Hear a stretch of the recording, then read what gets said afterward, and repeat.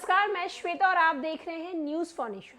बिहार में जो शिक्षक बनने के लिए तैयारी कर रहे हैं, फिर वो बीएड का एग्जाम हो या फिर डीएलएड के एग्जाम, अगर आप डीएलएड के एग्जाम के एंट्रेंस के लिए तैयारी कर रहे हैं तो ये खबर आपके लिए बेहद जरूरी है। जी हाँ, जहां पहले डीएलएड के एग्जाम में जो एंट्रेंस पेपर होते थे उसमें निगेटिव मार्किंग थी, तो अब वो निगेटिव मार्किंग को हटा दिया गया है।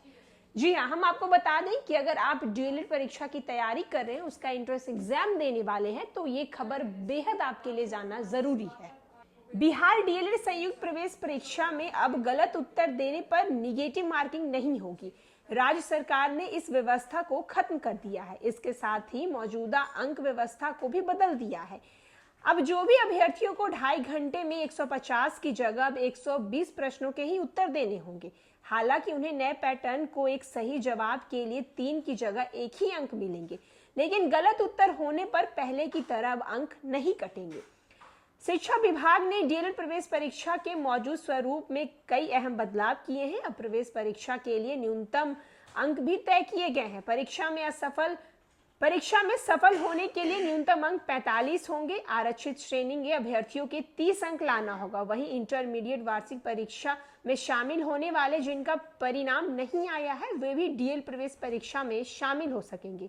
हालांकि चयन के लिए उन्हें इंटरमीडिएट परीक्षा में कम से कम 50 अंक लाना होगा। वहीं आरक्षित श्रेणी के लिए 5 की छूट मिलेगी। शिक्षा विभाग के उच्च स्तरीय बैठक में डीएलएड प्रवेश परीक्षा 2023 को लेकर विस्तार में चर्चा हुई है।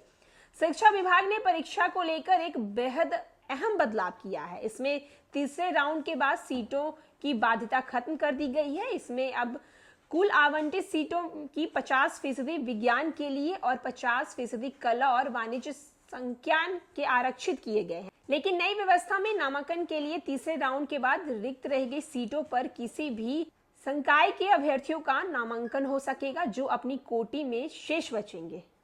वहीं हम आपको बता दें क्या कुछ डीएलएड प्रवेश परीक्षा के लिए बदलाव किए गए हैं। अब 2.5 घंटे की जगह 150 की जगह अब आपको 120 प्रश्न का जवाब देना होगा। पहली बार परीक्षा में पास होने के लिए न्यूनतम योग्यता अंक हुआ है तय। सामान्य और 35 व आरक्षित को 30 अंक लाना होगा। इंटरमीडिएट परीक्षा में शामिल होने वाले अभ्यर्थियों को भी मिलेगा मौका। तो अगर आप डीएलएड परीक्षा की तैयारी कर रहे हैं तो ये खबर आपके लिए है। आने वाले यानी कि 2023 में डीएलएड एंट्रेंस एग्जाम के जो परीक्षा देने वाले स्टूडेंट हैं उनके लिए बड़ी अपडेट है, जहां अब उनका निगेटिव मार्किंग नहीं होगा। जहां ये पहले प्रश्न 150 प्रश्नों के उत्तर देने होते थे, अब वहां 120 प्रश्नों के उत्तर देने होंगे। और भी न्यूज और अपडेट के लिए देखते रहें न्यूज फॉर नेशन। धन्यवाद।